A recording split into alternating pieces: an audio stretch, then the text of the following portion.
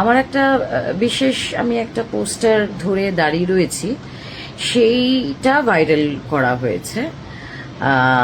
এবং সেখানে ছবিটা দেখলেই বুঝতে পারবেন কি কেন কি বৃত্তান্ত। তো ওখানে আমি যতই বিজেপি বিরোধী হই, অন্ধভাগ বিরোধী হই বা মোদি বিরোধী হই, আমাকে কেউ দেশদ্রোহী আখ্যা দিলে সেটাও যেরকম ভীষণ মানে হাস্যকর ব্যাপার, সেটাই একই রকম হাস্যকর হচ্ছে যদি কেউ মনে করে যে ওই রকম ছবির মানে আমি ইচ্ছা করে এই ছবিটাকে আমি হাতে নিয়ে দাঁড়িয়ে এ করেছি। পেটে তো একটু শিক্ষা দীক্ষা আছে। এটা এটা দিল্লি থেকেই পোস্টারিংগুলো হয়েছে। সেটা ওই অত লাখ লাখ হাজার হাজার ছেলে মেয়েদের মধ্যে ওই ঘামের গন্ধ, ওই অর্গ্যানিক মাঠে দাঁড়িয়ে বিপ্লব যেটা, মাঠের ভেতরে দাঁড়িয়ে বিপ্লব যেটা, এবং ওই রকম একটা বিপ্লব, ওই রকম একটা আন্দোলন, এবং সেখানে যখন লাঠি চার্জ করা হচ্ছে মহিলা পুলিশ এবং এমনি পুলিশও, তখন কিন্তু আমি আর 5টা যুব ছাত্রদের সাথে আমিও দৌড়েছি। এটা আমার জীবনের প্রথম এরকম একটা অভিজ্ঞতা। অনেক প্রতিবাদ মিছিলে গেছি, অনেক মিটিং মিছিল সভা অনেক কিছু করেছি, কিন্তু এইটা হয়নি। তো আমার একটা মেয়ে বড় হচ্ছে, সুতরাং আমার যদি প্রথমে চশমা ছাড়া গেছিলাম সানগ্লাস পরে, আর ওই ভিড়ের মধ্যে ওইটুকু একটা পোস্টারে আমার মোদিজির বিলো দ্য বেল্টের দিকে আমার চোখটা যায়নি। কি করব বলুন তো?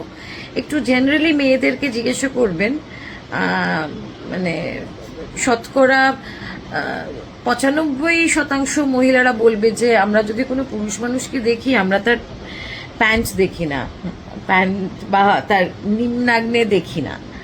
সুতরাং সেখানে মোদিজির এরকম একটা ছবি, ওটা দেখে মজা লেগেছে। ওই কতগুলো ছেলে যাচ্ছিল, তারা প্রতিবাদে তারা পোস্টার দিয়ে করেছে, ছবি তুলতে এসেছিল, পোস্টারটা হাতে নিয়ে ছবি তুলেছে। আর দেখিও নি পোস্টারটাকে ঘুরিয়ে, সময় ছিল না, কারণ পুলিশের লাঠিচার্জ হচ্ছিল।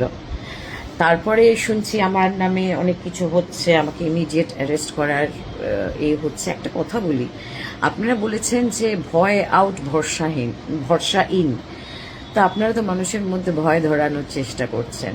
এমন শাস্তি দেবেন নাকি আমাদের মাননীয় মুখ্যমন্ত্রী যে 3 পুরুষ মানুষের মনে থাকবে, এরকম শাস্তি দেবেন?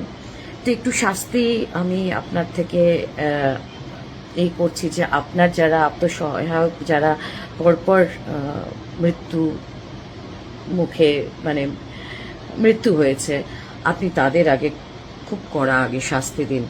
তারপরে আমাদের যারা আন্দোলনকারী বা আন্দোলনকারীদের সাথে কিছুটা হলেও যুক্ত হয়ে নিজেদেরকে একটা ঐতিহাসিক আন্দোলনের সঙ্গে থেকে নিজেদেরকে ধন্য মনে করছি, তারপরে আমাদের শাস্তি যদি মনে করে থাকেন, আমার হয়তো তলার দিকে, এরপরে আমি বলে দিচ্ছি, পুরুষ মানুষের যে কোনো কিছু হলে আগে নিচের দিকে দেখব, তারপরে তার চোখের দিকে তাকাবো বা তার কথা শুনবো। সুতরাং আমার মতো মানুষ যারা ধৃতিমান, আমার সঙ্গে যিনি ছিলেন, অভয়া মঞ্চের যারা দেখেছেন তাকে, he is one of the four runner amongst many. তো আমাদের রুচিতে বোধহয় ওইটা করা সম্ভবপর ছিল না। এটা বলে রাখা, এরপরে আপনাদের যা মনে হবে আপনারা করবেন। আমাকে যদি অ্যারেস্ট করার ইচ্ছা হয় করবেন, আমাকে ফাঁসিতে চড়ানোর ইচ্ছা হয় চড়াবেন। আমার একটা আন্দোলন হবে, আমি শিওর আর একটা আন্দোলন হবে। আপনারা তৈরি তো? আমি তৈরি।